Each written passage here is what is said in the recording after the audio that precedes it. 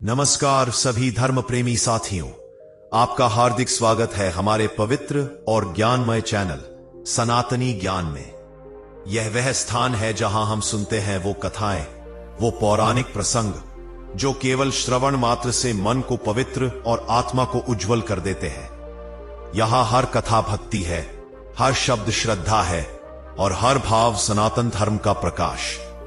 कथा आरंभ होने से पहले यदि आप हमारे धर्म परिवार का हिस्सा नहीं बने हैं तो कृपया चैनल को लाइक करें, शेयर करें और सब्सक्राइब करें और साथ में घंटे का निशान भी दबा दें ताकि आपको हर पवित्र कथा सबसे पहले प्राप्त हो सके। आज हम सुनने जा रहे हैं तुलसी देवी की दिव्य और मंगलमयी कथा। तुलसी जो केवल एक पौधा नहीं, घर का सौभाग्य, भक्ति का स्वरूप और विष्णु प्रिय प्राण है। तो आइए मन को शांत करें, दीपक की लौ की तरह अपनी आत्मा में प्रकाश जगाएं और पूर्ण श्रद्धा के साथ कथा का श्रवण करें। जय तुलसी माता की जय। श्री हरि। सृष्टि के प्रारंभ में जब ब्रह्मांड अनंत आकाश की बाहों में नवजात शिशु की भांति झूल रहा था, तब देवों से लेकर मानवों तक किसी को यह ज्ञान नहीं था कि कौन सा समय कौन से पुण्य का द्वार खोलता है। ऋतुओं का चक्र था, सूर्य की गति थी, पर धर्म के मार्ग का पूर्ण अनुभव किसी को ज्ञात न था। एक दिन देवताओं ने ब्रह्मा जी से प्रश्न किया, हे जगत पिता, संसार में असंख्य मास और तिथियां हैं, पर कौन सा मास ऐसा है जिसके पालन से साधारण जीव भी मोक्ष, पुण्य और परम सौभाग्य प्राप्त कर सके? ब्रह्मा जी मुस्कुराए। उनकी मुस्कान में सदियों का ज्ञान, काल का विस्तार और सृष्टि का रहस्य झलक रहा था। उन्होंने कहा, हे देवगण, सारे मास अपने अपने स्थान पर श्रेष्ठ हैं, पर कार्तिक मास का स्थान सर्वोच्च है। जैसे ऋतुओं में वसंत, नदियों में गंगा, पर्वतों में मेरु, मासों में कार्तिक मास है। देवगण विस्मित हो उठे। तब ब्रह्मा जी ने आगे कहा, कार्तिक मास केवल एक मास नहीं, यह भक्ति का पुल है जो जीव को ईश्वर से जोड़ देता है। कार्तिक मास का रहस्य। कार्तिक मास में स्नान, दान, दीपदान, जप, व्रत, सेवा और ध्यान का अखंड फल माना गया है। जो मनुष्य कार्तिक में प्रातः ब्रह्म मुहूर्त में उठकर पवित्र नदी में स्नान करता है, उसका जन्म जन्म का पाप उसी क्षण जल जाता है। सभी देवताओं में यह मास विष्णु प्रिय माना गया है, और विष्णु प्रिय होने का अर्थ है ईश्वर स्वयं भक्त को अपने समीप स्वीकार कर लेते हैं। कथा का केंद्रीय पात्र। अयोध्या से दूर कुमारिका वन नामक एक पवित्र और शांत वन था। वहां रहने वाला एक ब्राह्मण था, सुमित्र। सुमित्र साधारण जीवन जीने वाला, सत्यप्रिय, विनम्र, परंतु जीवन में अनेक दुखों से घिरा हुआ। उसके घर में धन की कमी थी, कपड़ों की कमी थी और सबसे बढ़कर सौभाग्य की कमी थी।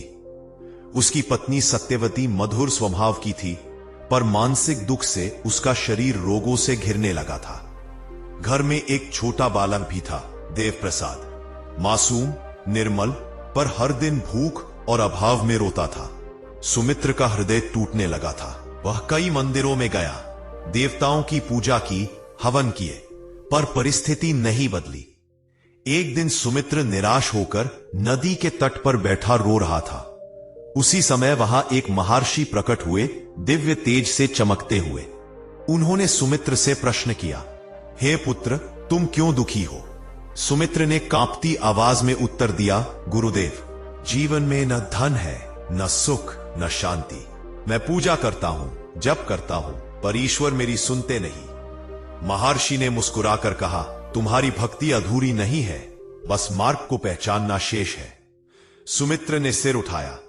मार्ग? कौन सा मार्ग गुरुदेव? महर्षि ने उत्तर दिया, कार्तिक मास का मार्ग। यह मास अब आने वाला है, इसे संकल्प और श्रद्धा से निभाओ और देखो कैसे भाग्य स्वयं तुम्हारे द्वार आ खड़ा होता है। कार्तिक मास में क्या करना है? महर्षि ने सुमित्र को सरल नियम बताए। 1. ब्रह्म मुहूर्त में उठना। 2. नदी या कुएं के जल से स्नान। 3. तुलसी जी को जल चढ़ाना। 4. भगवान विष्णु के नाम का जप, ओम नमो भगवते वासुदेवाय। 5. दीपदान, हर शाम एक दिया जलाना। 6. क्रोध न करना, किसी का दिल न दुखाना। उन्होंने कहा, यह सब करना कठिन नहीं है, पर इसे अखंड करना है। यही कार्तिक मास की जीवन रेखा है। सुमित्र ने प्रणाम किया और उस दिन से उसका जीवन बदलने लगा।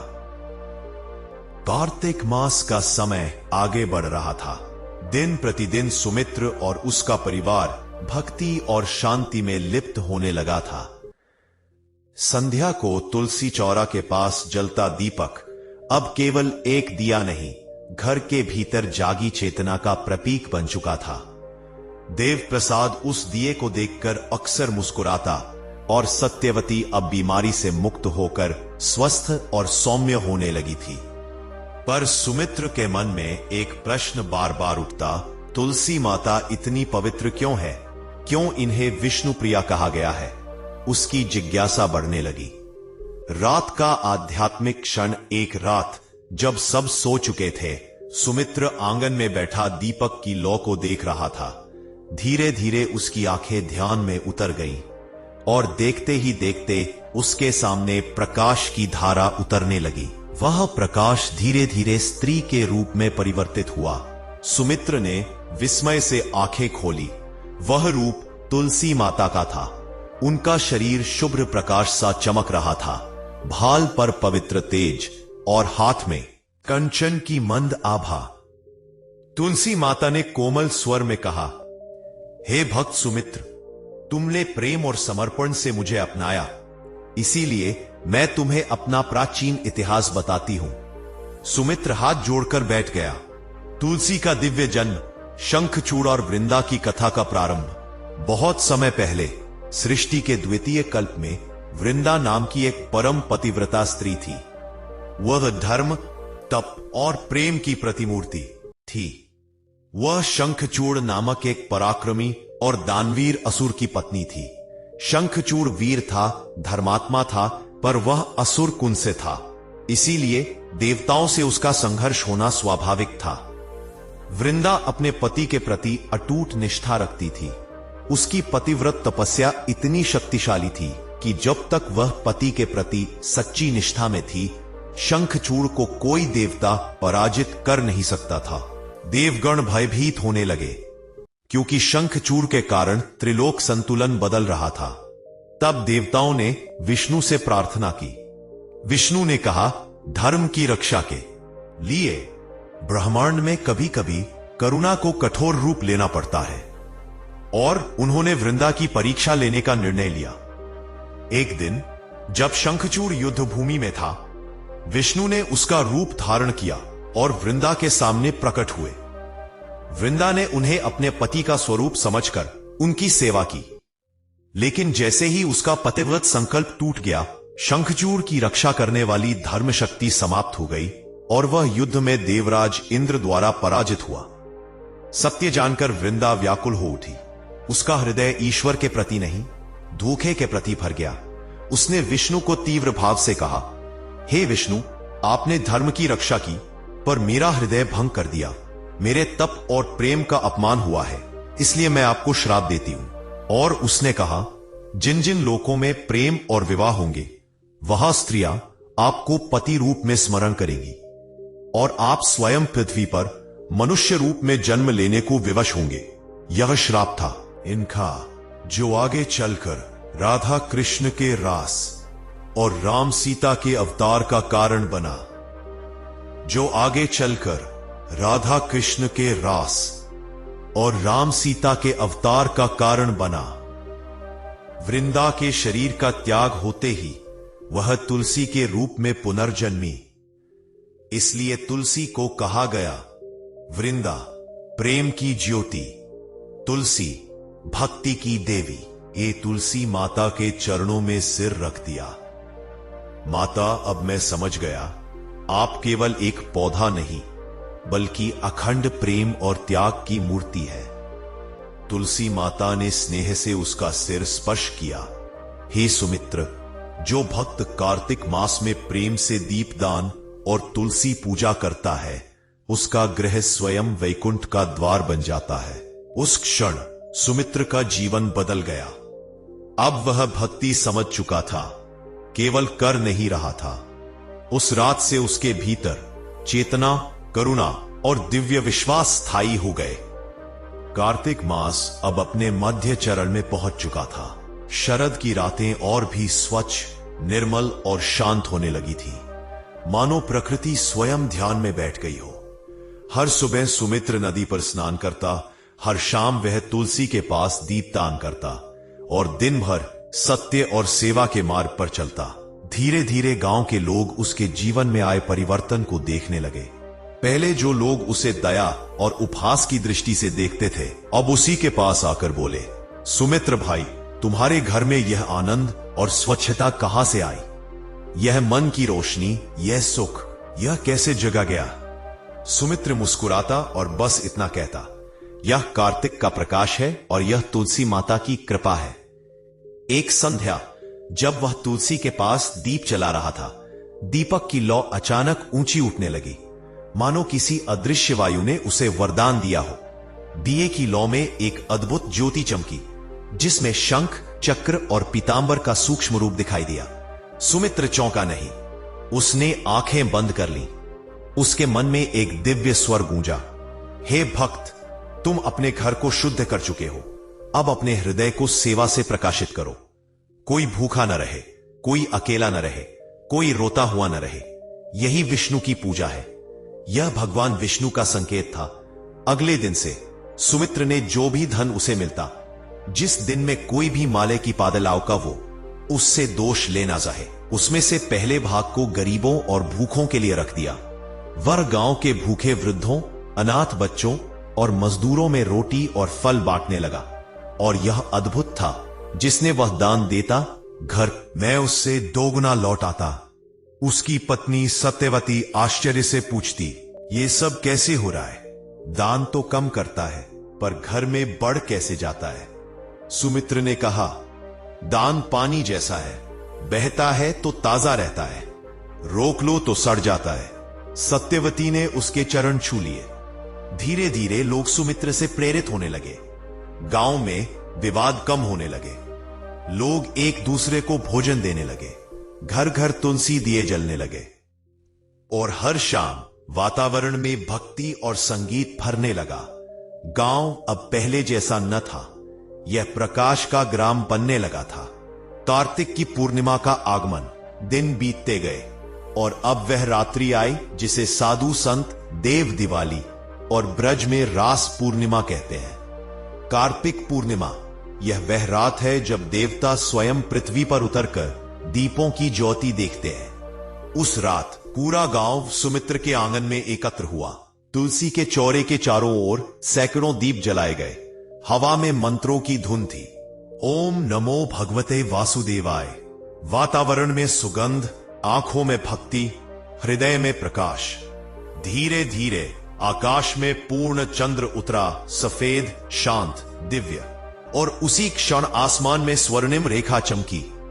गांव के लोगों ने देखा, चांद की रोशनी में एक 5 शंख ध्वज लहरा रहा है। सुमित्र जान गया, विष्णु स्वयं प्रसन्न हो चुके हैं। आकाश से एक कोमल स्वर गूंजा, जहां दीप भक्ति से जलता है, वहां ईश्वर निवास करते हैं। हे पृथ्वीवासियों, कार्तिक मास केवल एक महीना नहीं, यह हृदय की शुद्धि का पर्व है। इसे केवल निभाओ नहीं, जी लो। पूरा गांव नम्र हो गया। तुलसी की पत्तियां हवा में झूमने लगी, जैसे आशीर्वाद बरस रहा हो। और ठीक उसी रात सुमित्र के घर में एक नया जीवन प्रवेश करता है। हां, सत्यवती के गर्भ में नए शिशु का प्राण अंकुरित हो चुका था। जिस घर में पहले आंसू थे, अब हंसी और भविष्य का दीप जल उठा था। कार्तिक पूर्णिमा की रात के बाद गांव में जैसे नया सूर्योदय उतर आया। हर घर में दीप जलते, हर मन में शांति की ध्वनि बजती और हर वाणी में भक्ति की तान गूंजती। सब लोग कहते, यह परिवर्तन सुमित्र के कारण आया है। पर जहां सम्मान होता है, वहां ईर्ष्या भी जन्म लेती है। गांव के 2 द्वेषी व्यक्ति, गांव में 2 व्यक्ति थे, कौशिक और मधुपाल। दोनों पहले गांव में दान, पुण्य और धर्म कर्म के बड़े अधिकारी माने जाते थे। गांव वाले उनसे सलाह लेते, आदर देते। पर जब सुमित्र की भक्ति और शांति गांव का केंद्र बन गई, तब उनके हृदय में अहंकार और ईर्ष्या जाग उठी। वे आपस में बोले, यह सुमित्र कौन सा संत बन गया? हम वर्षों से पूजा करते रहे और किसी ने हमें देवता नहीं कहा। लोगों की नजर में उसका आदर बढ़ रहा है, यह हमें स्वीकार नहीं। ईर्ष्या मन की आग है जिसमें सबसे पहले स्वयं का हृदय जलता है। उन्होंने सुमित्र की निंदा करना शुरू किया। यह ढोंग करता है, यह लोगों को मिठी बातें सिखाता है। असली धर्म हम जानते हैं, पर गांव के लोग कोई प्रतिक्रिया न देते, क्योंकि वे परिवर्तन को आंखों से देख चुके थे। कौशिक और मधुपाल क्रोधित हो गए। उनके मन में दुष्टता ने जड़ पकड़ ली। कार्तिक मास समाप्त होने में केवल 3 दिन शेष थे। एक दिन संध्या के समय जब सुमित्र दीप जला रहा था, अब उसी समय कौशिक और मधुपाल उसके घर आए। वे चिल्लाए, अगर तू सच्चा भक्त है तो सिद्ध कर कि भगवान तुलसी में रहते हैं। सिद्ध कर कि दीप से जीवन बदल सकता है। सुमित्र ने शांत स्वर में कहा, भक्ति दिखाने की वस्तु नहीं, अनुभव करने की प्रक्रिया है। पर उन्होंने ताने कसे, अरे यह तो डर गया, झूठा है, छलिया है। गांव वाले भी इकट्ठा हो गए। वातावरण तनावपूर्ण था। सुमित्र ने गहरी सांस ली, आंखें बंद की और कहा, यदि मेरी भक्ति सत्य है तो भगवान स्वयं प्रमाण देंगे। मैं जोर नहीं डालता, क्योंकि ईश्वर प्रेम से प्रकट होते हैं, बल से नहीं। सब मौन हो गए। फिर दिव्य घटना घटी। सुमित्र ने शांत हाथों से दीपक को उठाकर तुलसी के चरणों में रखा। दीपक की लौ पहले जैसी ही साधारण थी, पर कुछ क्षणों बाद वह धीरे धीरे उजली होने लगी। कि हवा में मंद गंध फैल गई। उस क्षण गांव के सभी लोग स्तब्ध थे और फिर तुलसी माता की अलौकिक आवाज सुनाई दी। और फिर तुलसी माता का वचन बोल, भक्ति स्पर्धा नहीं, एक परवाह है। जो ईर्ष्या पालता है वह स्वयं को अंधकार देता है। जो सेवा करता है वह प्रकाश को जन्म देता है। दोनों रोते हुए सुमित्र के चरणों में गिर पड़े। हमें सत्य का ज्ञान नहीं था। सुमित्र ने उनका गले लगाया। हम स्वयं उनसे दूर हो जाते हैं। गांव के लोग रो पड़े। हवा में करुणा और प्रेम फैल गया। सत्यवती का वरदान। अब गांव की स्त्रियां सत्यवती के पास आईं और बोली, बहन, तुम्हारे गर्भ में जो बालक है वह साधारण नहीं होगा। भक्ति का प्रसाद अब जीवन बनकर आने वाला था। और उसी रात्रि विष्णु के दूत प्रकट हुए, स्वर्ण के समान चमकीले, नयन शांत, आभा दिव्य। उन्होंने सुमित्र से कहा, तुमने कार्तिक मास को केवल किया नहीं, जिया है। अब तुम्हारा परिवार ईश्वर के हृदय में अंकित हो चुका है। आने वाले समय में तुम्हारा घर धर्म और प्रकाश का केंद्र बनेगा। और वे उसी प्रकार प्रकाश में विलीन हो गए। कार्तिक मास समाप्त हो चुका था। अब मार्गशीर्ष का शांत और कोमल समय चल रहा था। पर सुमित्र के घर में कार्तिक का दीपक अभी भी जलता था, क्योंकि यह दीप अब केवल मास का नियम नहीं, जीवन का मार्ग बन चुका था। सत्यवती गर्भवती थी। उसके चेहरे पर पहले की बीमारी, थकान, क्लेश कुछ भी नहीं बचा था। उसके नेत्रों में केवल माधुर्य, शांत संतोष और मातृत्व का तेज था। गांव कहने लगा, यह गर्भ कोई साधारण संयोग नहीं, यह तो तुलसी दीपदान का प्रसाद है। पूर्णिमा की रात थी। चांद आकाश में बिल्कुल वैसे ही खिला था जैसे कार्तिक में खिलता है, शांत, धवल, करुणामय। शीतल हवा आंगन में तुलसी के पत्तों को स्पर्श कर रही थी। दीपक की लौ स्थिर थी, जैसे स्वयं आंखें खोलकर प्रकाश को देख रही हो। उसी रात सत्यवती को प्रसव पीड़ा हुई। गांव की वृद्ध स्त्रियां एकत्र हुईं। शिशु के जन्म की तैयारी होने लगी। अचानक जैसे ही सत्यवती ने पहली पीड़ा की लहर अनुभव की, तुलसी के पौधे पर ओस की बूंद चमक उठी और दीपक की लौ अचानक स्वर्णिम हो गई। और एक क्षण बाद गृह में नवजात शिशु का कोमल रुदन गूंज उठा। शिशु का रूप, वह शिशु अत्यंत सुंदर था, चांद सा उजला, नयन शांत, माथे पर जन्म से ही हल्का पीला तेज। गांव की वृद्ध दाई बोली, यह बच्चा साधारण नहीं, इसका ललाट स्वयं धर्म का चिन्ह लिए हुए है। सुमित्र की आंखों से आंसू बह निकले। सत्यवती ने हंसते हुए उसे बच्चे को थमाया और उसी क्षण आकाश में घंट ध्वनि सुनाई दी। हां, ऐसा प्रतीत हुआ मानो देवलोक ने जन्म का स्वागत किया हो। विष्णु का आह्वान। रात को जब सब सो गए थे, सुमित्र बच्चे को बाहों में लेकर दीप के सामने बैठा। धीरे धीरे एक प्रकाश उसके सामने उतर आया। यह प्रकाश इस बार और अधिक शांत और अधिक कोमल था। उस प्रकाश से भगवान विष्णु की दिव्य छवि प्रकट हुई। उन्होंने कहा, हे भक्त सुमित्र, यह बालक केवल तुम्हारा नहीं, यह धर्म का बीज है। इसका जीवन जहां जहां जाएगा वहां अंधकार मिटेगा और प्रकाश फूट पड़ेगा। इसका नाम होगा श्री प्रकाश। सुमित्र ने कहा, प्रभो, यह सब आपकी कृपा है। विष्णु ने कहा, कृपा वहां जाती है जहां सरलता, भक्ति और सेवा हो। तुमने कार्तिक मास को केवल मनाया नहीं, हृदय में उतारा, इसलिए तुम धन्य हो। और वे प्रकाश में विलीन हो गए। गांव में नया युग प्रारंभ। दिन बीतते गए। बालक श्री प्रकाश जैसे बड़ा होता गया, उसके भीतर आश्चर्यजनक बुद्धि और कोमलता प्रकट होती गई। गांव वाले कहते, इस बालक की मुस्कान से मन का दुख मिट जाता है। धीरे धीरे घर में सौभाग्य बढ़ा। गांव में कलह समाप्त हुई। सभी घरों में दैनिक तुलसी दीपदान होने लगा। दान और सेवा गांव के स्वभाव बन गए। सुमित्र का घर धर्म, प्रेम और प्रकाश का केंद्र बन गया। और समय के साथ जब लोग नए बच्चों को जन्म देते तो कहते, उन्हें सुमित्र के घर की तरह पालन करना, जहां तुलसी के नीचे दीप जलता है। जब कोई दुखी होता, उसे सुमित्र के आंगन की शांति में बैठाया जाता।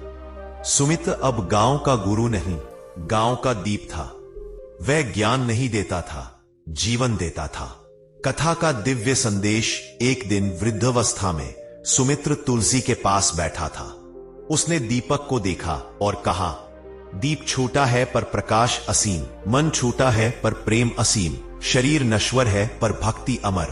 और उसी क्षण उसका शरीर शांत हो गया। उसका शरीर तो चला गया, पर उसका प्रकाश गांव के हृदय में अमर हो गया। कार्तिक मास केवल एक व्रत नहीं, आत्मा की जागृति है। दीपक केवल मिट्टी का पात्र नहीं, प्रेम का प्रतीक है। तुलसी सिर्फ पौधा नहीं, भक्ति का श्वास है। सुमित्र केवल मनुष्य नहीं, प्रकाश की परंपरा है। और यह परंपरा आज भी हर घर में चलती है, जहां कोई तुलसी के पास दीप जलाता है। प्रिय दर्शक बंधु, यह कथा हमें 6 सीख देती है। एक, भक्ति में दिखावा नहीं, सच्ची सरलता चाहिए। सुमित्र ने बड़े यज्ञ, दान या प्रदर्शन नहीं किए। उसने बस मन को निर्मल किया और तुलसी के पास दीप जलाया। ईश्वर वहीं आते हैं जहां हृदय सच्चा हो। छोटे छोटे सत्कर्म जीवन बदल देते हैं। रोज दीप जलाना, तुलसी की परिक्रमा, थोड़ा दान, यह सब सुनने में छोटे कर्म लगते हैं, पर मन में असीम प्रकाश जगाते हैं। 3, विश्वास और धैर्य से चमत्कार होते हैं। सत्यवती की बीमारी, दुख और निराशा समाप्त हुई, क्योंकि उन्होंने विश्वास नहीं छोड़ा। 4, जिस घर में भक्ति, तुलसी और दीप हो, वहां मंगल ही मंगल। जहां ईश्वर की स्मृति है, वहां कलह नहीं, वहां शांति और सौभाग्य फलते हैं। 5, कर्म और भक्ति मिलकर ही जीवन को सुंदर बनाते हैं। केवल प्रार्थना से नहीं, केवल मेहनत से नहीं, दोनों साथ हों तो जीवन सफल होता है। 6, सच्चे भक्त अपने लिए नहीं, दूसरों के लिए प्रकाश बनते हैं। सुमित्र स्वयं सुधरा, फिर पूरे गांव को प्रकाश दिया। यही सच्ची भक्ति है, जो केवल स्वयं तक सीमित न रहे, बल्कि समाज को उजाला दे। तुलसी के पास जलाया गया छोटा दीप भी यदि सच्चे हृदय से जलाया जाए, तो वह पूरे जीवन और समाज को प्रकाश दे सकता है। तो प्रिय दर्शक बंधु, अगर आपको यह कथा अच्छी लगी और आपके मन को शांति और भक्ति मिली, तो कृपया हमारे चैनल सनातनी ज्ञान को लाइक करें, शेयर करें और सब्सक्राइब भी अवश्य करें। आपका यह छोटा सा सहयोग धर्म और ज्ञान को और भी अधिक लोगों तक पहुंचाने में हमारी मदद करता है। धन्यवाद, हार्दिक आभार। हरिओम।